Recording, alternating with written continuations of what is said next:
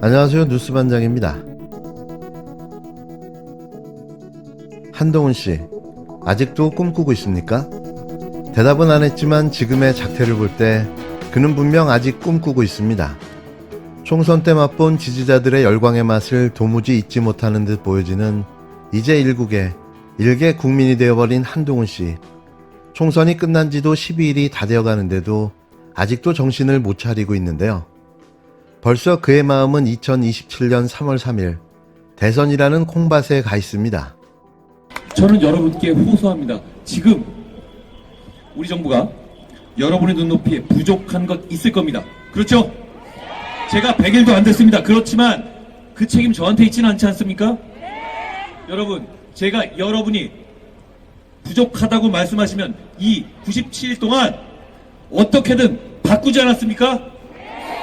제가 여러분이 부족한 사람이다, 바꿔야 한다 그러면 어떻게든 제가 큰 상처를 입더라도 바꾸지 않았습니까? 저는 앞으로도 여러분이 원하시면 그렇게 할 겁니다. 그러니까 저희에게 기회를 한번 주십시오. 그리고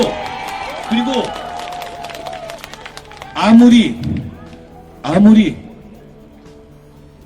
만족하지 못하시는 일이 있다 하더라도 범죄자들은 아니지 않습니까? 범죄자들은 아니지 않습니까? 나라가 바뀌게 하실 겁니까?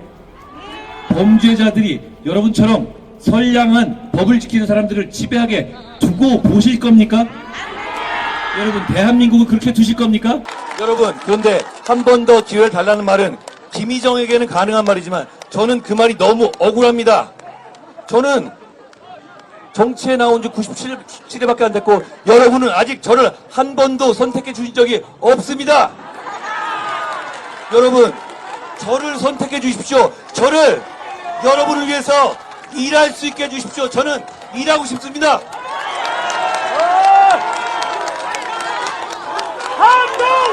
그래도 저는 여러분께 죄송합니다.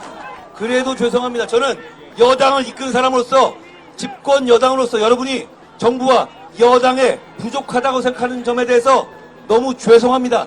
그렇지만 제가 이 점은 말씀드립니다. 여러분, 그동안 제가 90여일 동안 여러분이 지적하시면 뭐든 바꾸려고 정말 몸부림치지 않았습니까? 진짜 바꾸지 않았습니까? 저는 앞으로도 그럴 겁니다. 그게 더불어민주당과의 차이입니다. 이제와 되짚어보면 총선 기간 내내 한동훈이 왜 이런 말도 안 되는 유세연설을 했는지 이제야 비로소 그 이유를 알 듯한데요. 한동훈은 총선 유세 기간 내내 자신의 광을 팔고 있었던 겁니다. 총선 참패 이후 여당 내에서 차기 지도부 선출을 위한 전당대회 방식 등을 두고 논의가 시작됐는데요. 과거 윤석열 대통령의 멘토로 알려졌던 심평 변호사가 한동훈 전 비대위원장이 나오면 아무런 의미가 없는 논쟁이라고 평가했습니다. 심 변호사는 지난 18일 자신의 SNS를 통해 전당대회 룰을 어떻게 바꾸건 한동훈이 압도적인 표 차이로 당대표가 된다며 잠재적 경쟁자가 누가 나와도 마찬가지라고 주장했는데요. 그 이후로는 심 변호사는 한 전 위원장은 총선에서 원톱 체제를 무리하게 고집했고 그 고집은 당내 경쟁자의 출현을 막은 것이었다며 결국 참패로 끝났지만 그는 전국에 조직된 친윤석열 조직의 거의 전부를 친한 동원 조직으로 바꿀 수 있었다고 분석했습니다.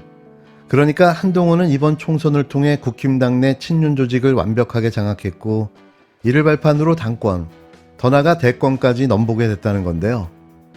애당초 그의 목표는 총선 승리가 아니었다는 이야기인 거죠. 이렇게 가스라이팅 당한 당원들이 15일부터 17일까지 국회 앞에 총선 패배의 책임을 지고 물러난 한동훈을 응원하기 위해 화한 수십 개를 도열시켜 놓은 겁니다. 심 변호사는 그러면서 그의 전국적인 조직이나 그에게 호의적인 당협위원장, 국회의원 수를 고려하면 경쟁자가 될 수 있는 사람은 아무도 없다고 주장했는데요. 총선 참패의 결과를 만든 사람이 바로 당대표가 될 수 있느냐는 여론의 부담이 있지만 그럼에도 그는 출마를 강행할 것이라며 그가 장악한 방대한 전국적 조직은 관리와 유지에 맞는 조직책과 자금이 필요하기 때문이라고 말했습니다. 또 한 전 위원장은 총선 과정에서 비록 동원된 빨간 점퍼 군중들에 의한 것이기는 해도 거기에서 느낀 자신의 영혼을 흔든 거대한 파토스의 물결을 잊을 수 없을 것이라고 주장하기도 했는데요.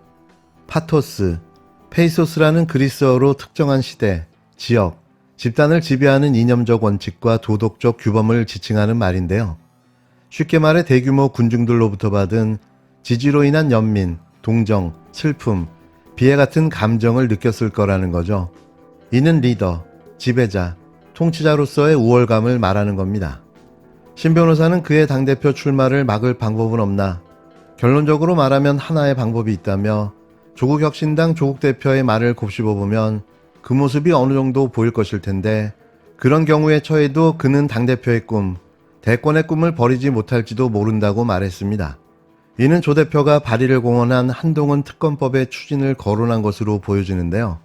신 변호사가 그러면서 조국 대표 같은 사람도 그 욕심을 버리지 못해 고난의 세월을 보냈는데, 다만 한동훈의 정치인으로서의 역량은 조 대표보다 훨씬 미치라고 주장했습니다.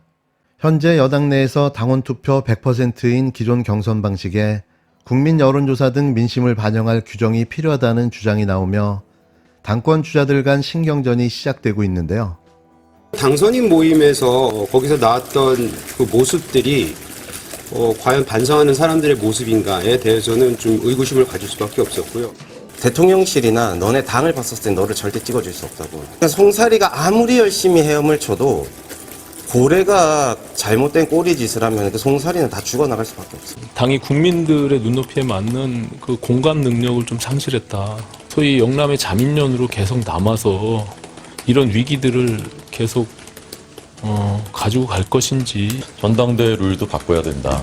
당원 100%로는 민심 반영 못한다. 당원하고 국민의 비율을 5대5를 주장하시는 분도 있지만 그렇게까지 가기 힘들다면 원래 우리가 하던 기존 방식인 7대3 정도까지는 복원을 했으면 좋겠다. 오늘 그 말씀을 드리려고 했고요. 그다음 두 번째는 원래 저희가 집단 지도 체제였는데 단일 지도 체제로 바뀐 지가 좀 됐습니다. 저희가 야당일 때는 단일 지도 체제가 강력한 당권을 뒷받침해준다는 의미가 있었을지 모르겠으나 지금 같은 경우는 단일 지도 체제를 하다 보니 저희의 목소리가 대표 하나의 출력 스피커로만 나가고 다양한 목소리가 강력하게 많이 나가지 못하는 어려움이 있는 것도 문제인 것 같아요. 한동훈은 벌써부터 움직이기 시작했습니다. 6월 국힘당 전당대회에 맞춰 당대표 출사표를 던질 것으로 보여지는데요. 그리고 또 당대표가 되겠죠. 한동훈이라면 언제든 환영합니다. 이미 그는 자신의 모든 걸 다 보여줬는데요. 더 보여줄 민낯이 바닥이 남아있을까요? 그의 재등판은 우리에게는 비단길을 깔아주는 일이 될 겁니다. 아마도 그래서였을까요? 홍갱이 홍준표가 한동훈을 매일같이 직격하는 이유가 말입니다.